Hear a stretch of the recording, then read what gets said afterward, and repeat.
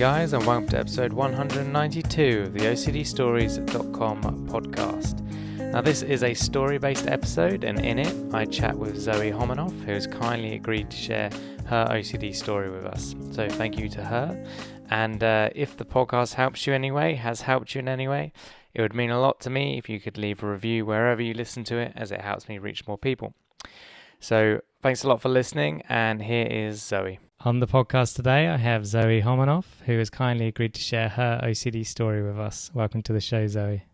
Thank you for having me. Good to have you here.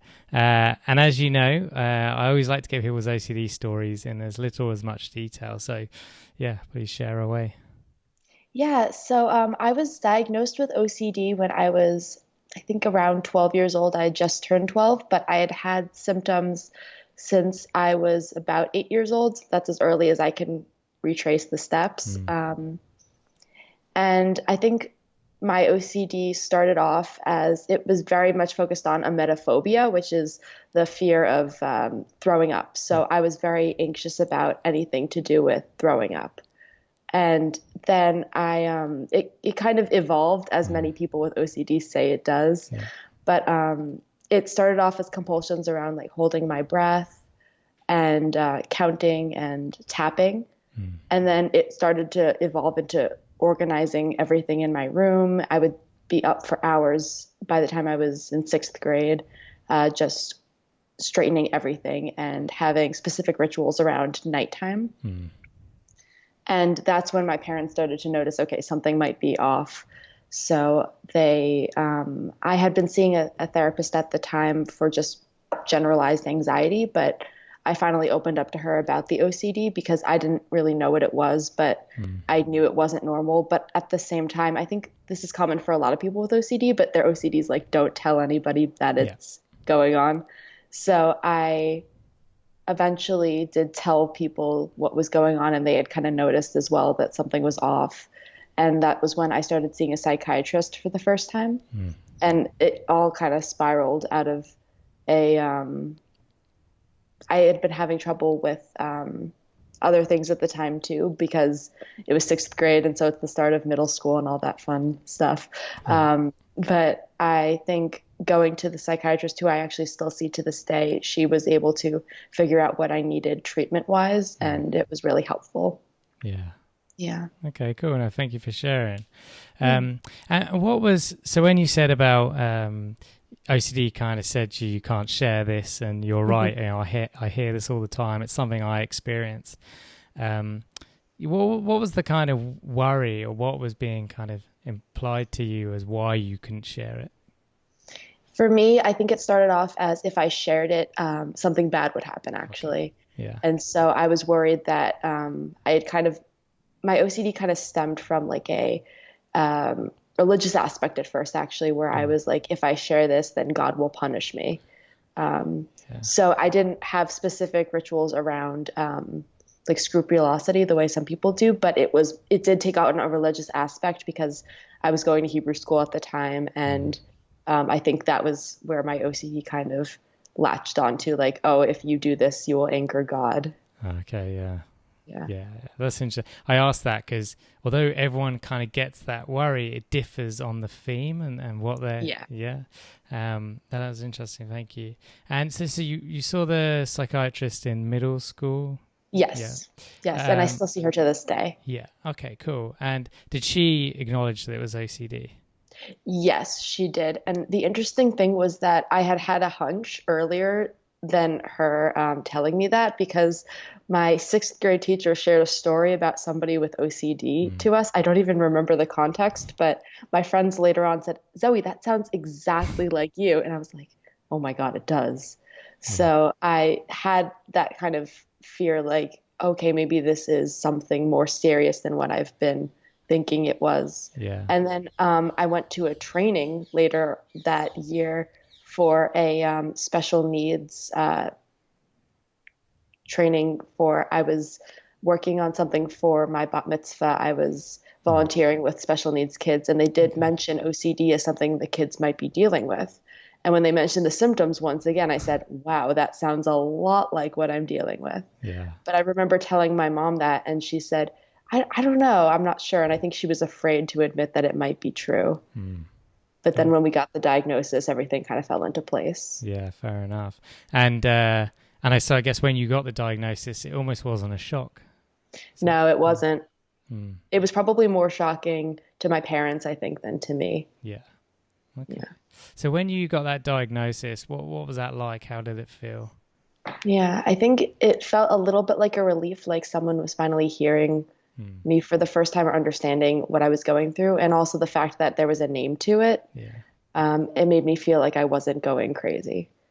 Yeah, good point. Yeah, you're right. The kind of name gives it normalcy. Like it's a thing we're aware of as opposed to we don't have a clue what's going on for you, which is scarier. Okay, cool. And then therapy-wise, have you done anything like that? Yeah, I've done a lot actually in the past, 10 years or so that since I've been diagnosed. I started with cognitive behavioral therapy, and I saw somebody from the time I was about 12 and a half until I was in college. So that was the same therapist for a very long time. And we mostly did ERP together. Cool. And the interesting thing was I tackled almost everything but the fear of throwing up at first, because that was just untouchable. It was so scary. So I tackled all the compulsions that weren't surrounding that. So it was like the straightening and the organizing.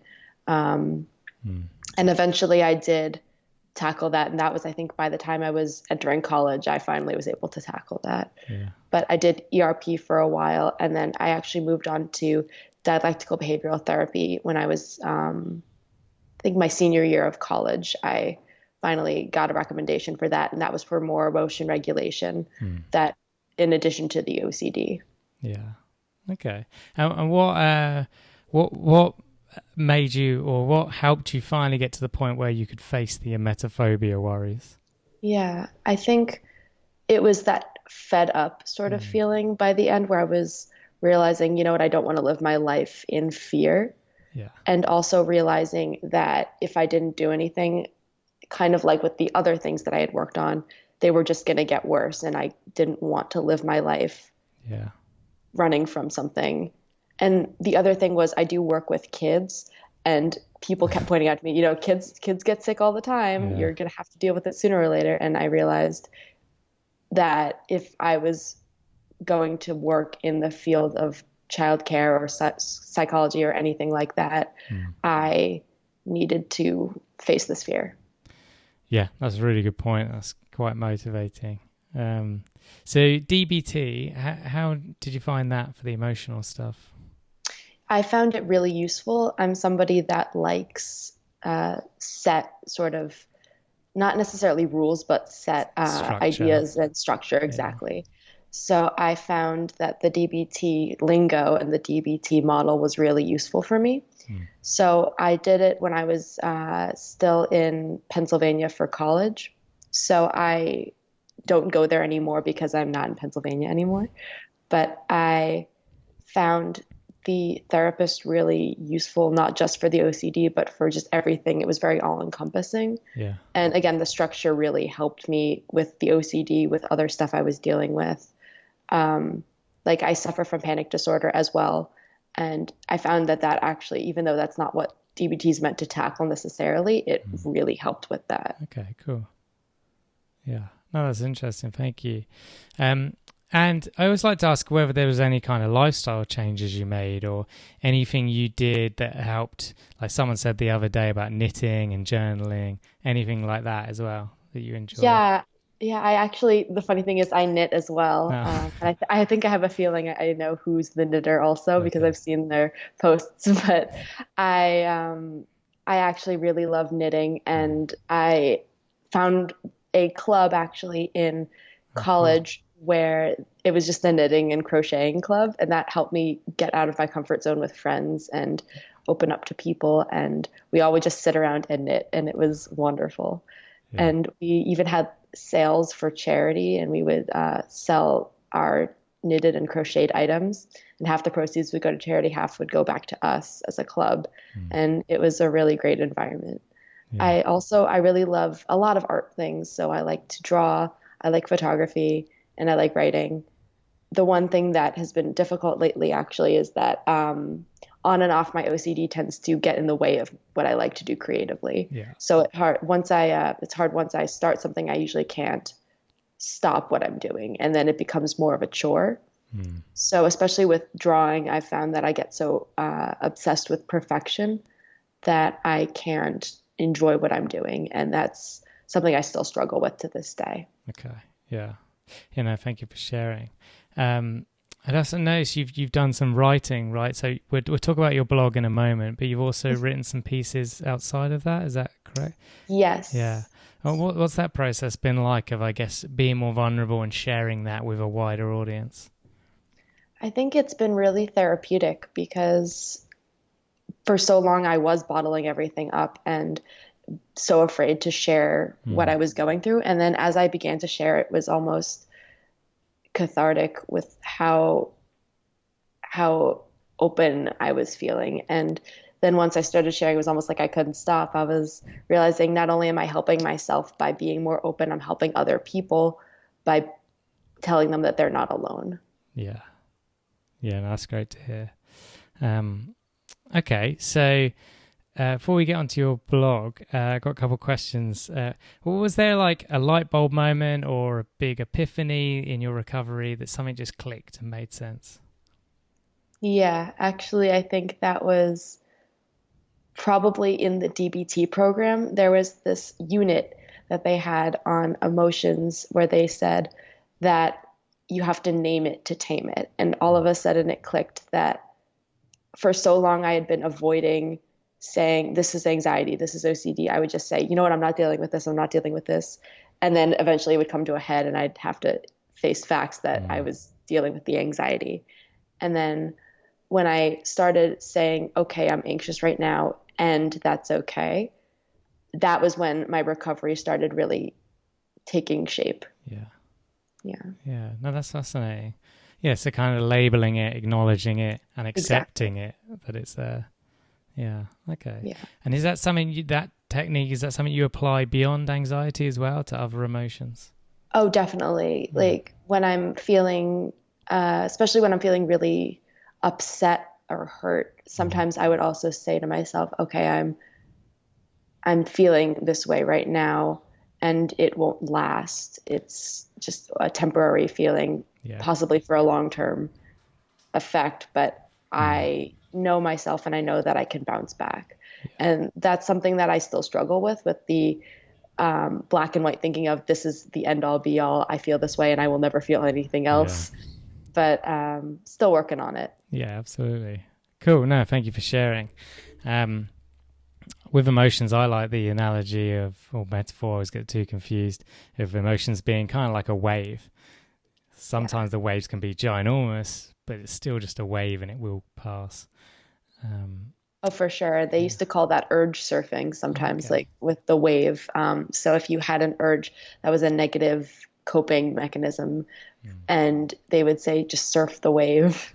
And so sort of notice the different curves of that urge. And then when it starts to peak, just let it peak and then it will eventually dip. Yeah, no, that's fascinating. Okay, yeah. So similar question then is, was there like a big roadblock on your journey? And if so, how did you overcome it? I think one of the roadblocks was college, actually. I don't know if I think this is true for most people, but I'm not 100% sure. But transitions tend to be really hard for me with my OCD. So when I go through some sort of big change, the OCD comes to realize that I am vulnerable. And so it gets worse. Yeah. So I noticed that my OCD was definitely worse my first years of college.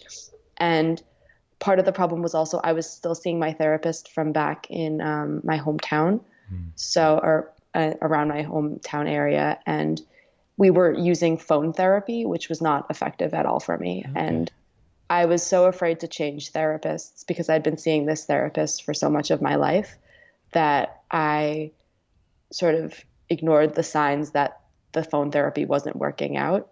Yeah. And so I eventually had to change therapists. But once I did, I realized that I had almost wasted a couple years of not being treated in a way because the phone therapy was so ineffective. Yeah. Okay. No, thank you. And was that just like telephone phone, or was it like Skype where you could see, like we can It's see? just telephone. Ah, okay. Yeah. Yeah. Yeah. I think you miss a lot when you can't see the other person. Like, yeah, ideally being in a room with someone, but secondary to that, like video calling can be quite useful. But yeah, just a phone. I mean, I'm sure it works for some people, but I can understand why you had a tough time with it. Yeah. Okay. So what made you finally kind of make the jump and think, okay, I have to get someone close to me now? The sad thing was actually, I had almost like a falling out with my therapist. Okay. He kind of got fed up with my lack of progress and he started getting angrier with me. He started saying things that were more belligerent and belittling. And I finally realized if my therapist doesn't want to either believe in me or doesn't want to act like they believe in me, then what's the point of the therapist? Yeah. And that made me realize that if I feel worse every time I'm talking to my therapist, that's not an effective relationship. Yeah. So I took the initiative at last and said to my parents, I need to find somebody else. Yeah. And I think that was hard for them to hear too, because we had all trusted this therapist very much. So with my recovery, I had been with him since the beginning of my OCD treatment, but it was definitely time for a change. Yeah. Yeah, well, it's unfortunate that happened, but glad that it kind of worked out. And yeah, the next therapist was great for you. Yeah. Okay, cool. So your blog, This is OCD. Yeah, tell us about it. Yeah, so I started the blog when I was in college. So I started in 2015, right after my freshman year. And I'd been on Tumblr, which is the system that I use to blog from. I'd been on Tumblr for about 4 or 5 years before. And I started off as just somebody lurking and blogging occasionally, but I didn't really have a purpose to my blog. And I noticed very clearly that there were a lot of recovery blogs out there. And most of them focused around eating disorders and depression. And that's great that there are so many resources out there for that. But I also noticed that at the time in 2015, there were almost no blogs on anxiety or OCD, or at least that were central and focusing on OCD. So I made a blog out of what I felt like was a need for some sort of community and resource for people with OCD. And I made the blog, I think, in May of 2015. And that was right after I had ended my freshman year. And I made the blog also because I had noticed in college and in high school that everybody said, I'm so OCD about this, and that's so OCD of you. And I got very frustrated that people didn't know how to understand that what they were saying was harmful or just plain wrong. Yeah. And I wanted to take a more educational approach because I realized that anger and frustration gets you nowhere with that kind of thing. And people don't mean to be hurtful most of the time. Like when I would tell people, that's actually really hurtful, they would say, oh, I'm so sorry, I didn't realize. And it's not a matter of, they're not trying to target people with OCD. They're just using a lingo that most people have picked up on just through social media and word of mouth. So I made the blog also as kind of a protest and yet educational resource for people to realize that OCD is more than just an adjective. Yeah, no, absolutely good point. That's a good way to deal with people. Like you said, they're not, most of the time, not trying to be mean. They just don't know any better. Yeah, exactly. Yeah, and most people do respond well. And if they don't, it's probably because they're embarrassed. Okay, so what will people find when they go to your blog? What type of content? Yeah, I have like 3 different sort of types of content on there. I have one thing is like my positivity posts. I call them the smile posts. And I reblog a lot of posts that just have positive messages, motivational messages.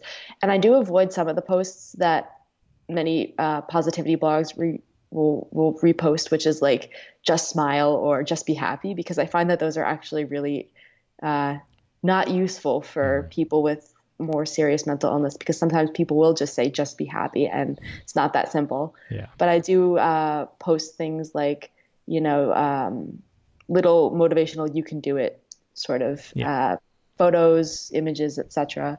Because I find that sometimes we all need a reminder that we are stronger than we think. Absolutely. And I also make a lot of humor sort of posts. So I have posts that I call the Sassmaster posts, and I make sort of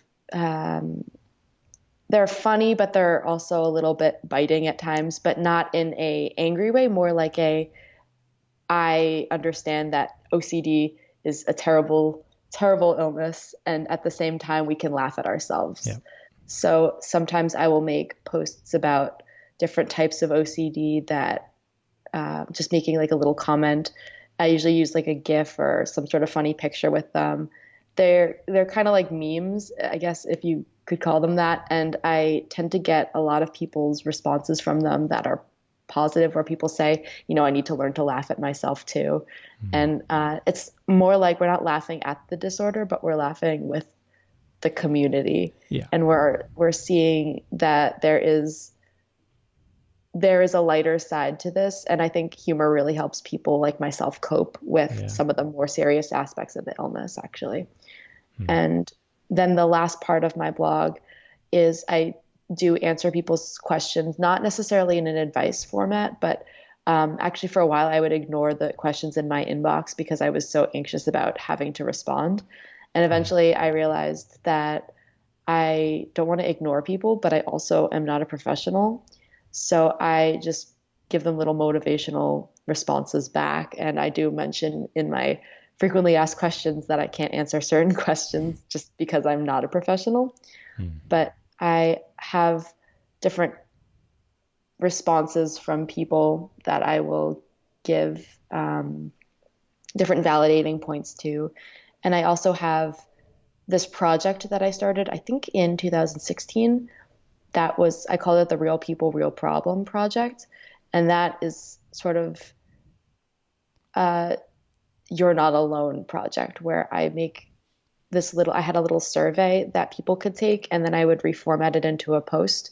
And it just has people listing different ways that their OCD manifests and what makes them feel better when their OCD acts up, and words of wisdom that they've gotten, that sort of thing.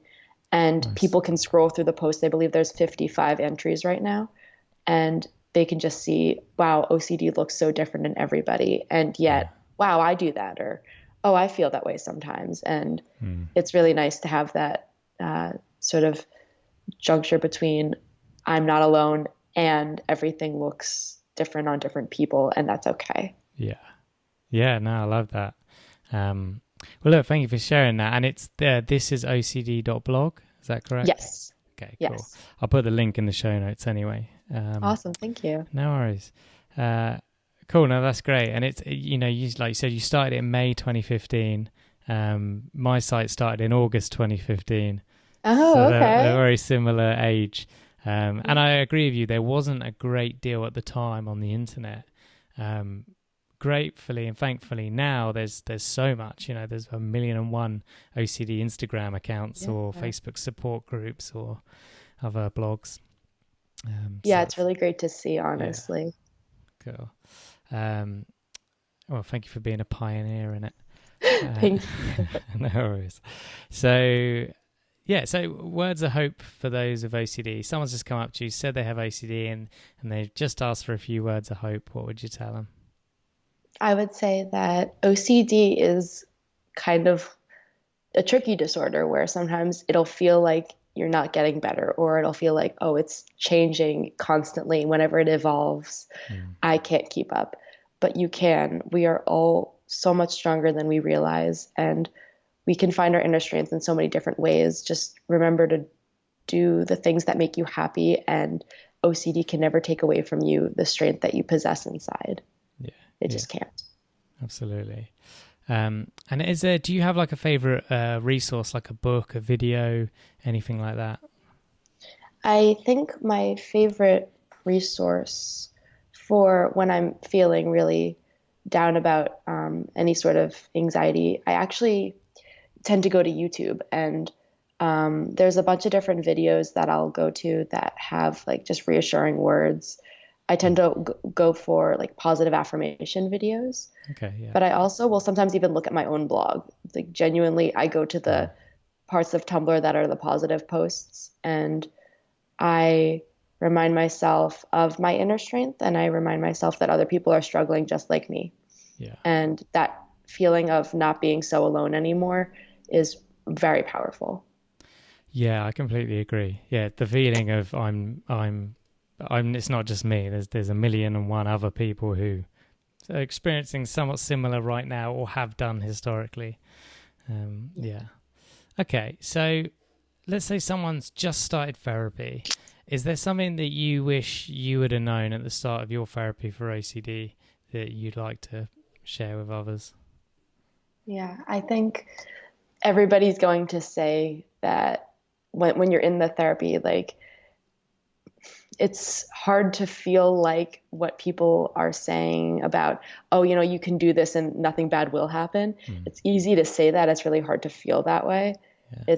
It feels like if you fight this,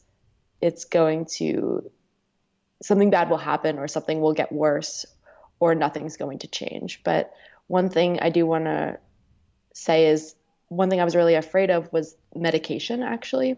And I thought, this is going to change me. This is going to make me a different person. And I want to be who I am right now.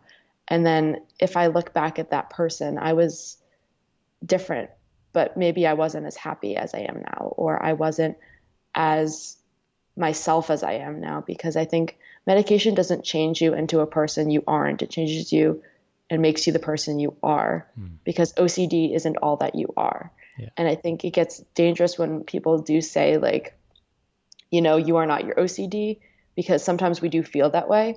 At the same time, we aren't our OCD. And OCD is just one side of who we are as people. And I think sometimes it does feel like it defines us, but it doesn't have to. Yeah. Yeah, really, really good point. Okay, thank you. So if you could pick up the phone and call your 18-year-old self, what would you tell her?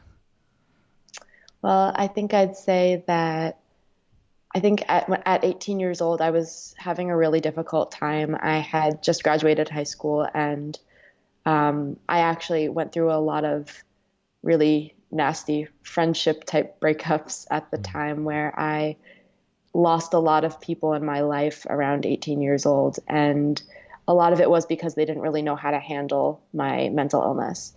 And I would tell my 18-year-old self that you will find the people that know just how wonderful you are. And you will also never lose the support of your family, that they care so deeply about you. And I don't think I always realized that at the time, but they are my strongest allies, and they always will be. And I would also tell my 18-year-old self that there is strength in numbers, and by reaching out to more people, you actually are able to help yourself more. And by just shutting yourself inside your dorm room or any room, you're not actually making connections. And by losing out on very precious friendships and connections, you're losing out on ways to get better yourself. Yeah. Yeah, no, absolutely. Yeah, good words. Okay, and you've got a billboard wherever you live, you put it. What do you want written on that billboard? I think I would probably put something along the lines of, you are tough because life is tough, but you are tougher, is usually what I put on my my own personal blog, because I find that sometimes when we say we're so tough, we're so strong, we forget to mention that life is also really tough. Life is also really strong. And sometimes it feels like it's going to overpower us, but life is tough, but you are tougher. Yeah. Yeah, love it. Cool. Is there anything else that I haven't asked you wish you could have shared? I don't think so. I think you've been very thorough. Yeah. Cool. Well, look, thank you so much for sharing your story so openly and talking about the good work you've done in advocacy. Thank you. Thank you so much for this podcast. Honestly, I love listening to it. Oh, it's my pleasure. So there you have it. Thanks a lot to Zoe for giving her time and sharing her story. And thanks to you guys for listening. And quick disclaimer, guys, this podcast is not therapy. It's not a replacement for therapy. Please seek treatment from a trained professional. Until we speak, take care.